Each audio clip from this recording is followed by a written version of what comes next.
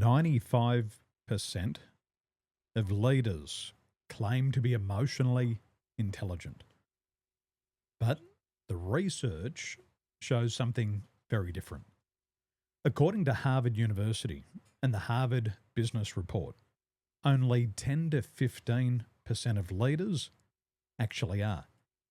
And I don't think that you'd disagree with me, because I don't disagree with the research coming out of Harvard.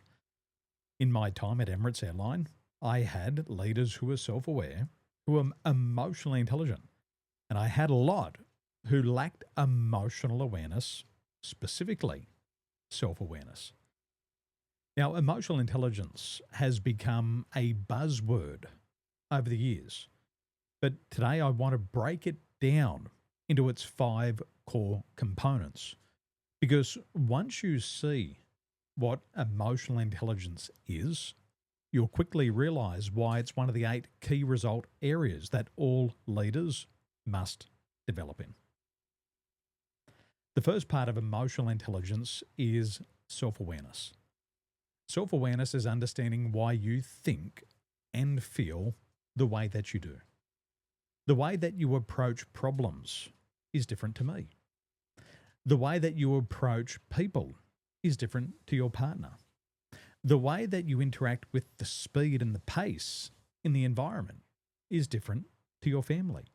And the way that you deal with policy, you're either a rule breaker or you're a real stickler for the rules. These things you have to know about yourself. Self-regulation. Based on your personality style, different emotions are going to impact you. For some people, you're going to have to manage the fear of being taken advantage of. Others, you'll have to deal with the fear of rejection. For some of you, you'll have to deal with the fear of losing your stability. And others, you become crippled by the fear of making a mistake. And if you're a leader, you have to learn to regulate your own emotions. Thirdly, is motivation. Not all motivation is equal. The job of the company, the job of your leader, is not to motivate you. When I was a wakeboarder, people always wanted me to do a backflip. Well, in business, nobody's going to do a backflip for you. You're going to do the backflip yourself. Your leaders, your company is not a cheerleader for you. You have to be your own cheerleader. You have to know which emotional buttons you need to push within your own mind, body, and soul for you to get and stay motivated. There's 3 types of motivation. There's the basics, just for survival, food, shelter, and water. Once those are solved, you can then have a look at physiological things. You can look at tangible things like cars and houses and watches. There's also intrinsic motivators. And when you get to the intrinsic level, you'll get and stay motivated. What's an example of intrinsic motivation? Well, a lot of people want to get into sales because they want to make a lot of money. But not everybody is driven by the dollar. You might think you are, but you're probably wrong. I work with people who are earning $500, $600, $700, $800,000 per year in personal income. And they all have the exact same drive about money.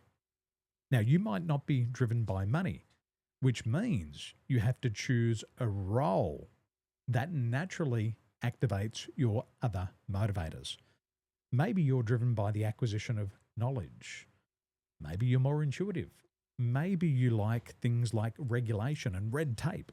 And if that's you, you've got to find a job where you get to do red tape activities all day.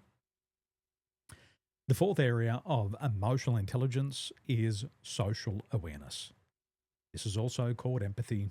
It's also known as compassion.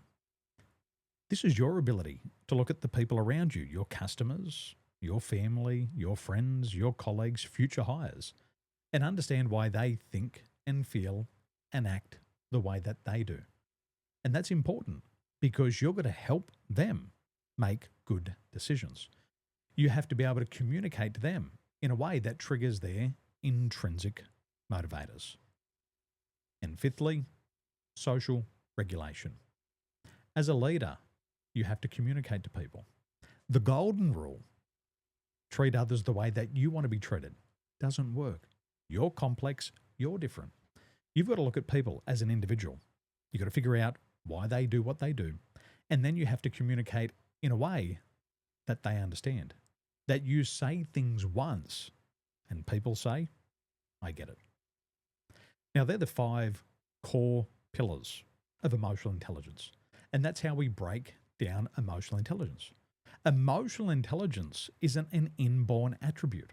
No doctor ever helps a mother give birth and say, this baby's going to be emotionally intelligent. Emotional intelligence is a skill that you can learn, and there's 5 core areas that you can improve in. So it probably now makes sense what Harvard University has said. 95% of leaders claim to be emotionally intelligent, yet only 10 to 15% are. Nobody expects you to be perfect in all 5 areas, but they do expect for you to get incrementally better over time.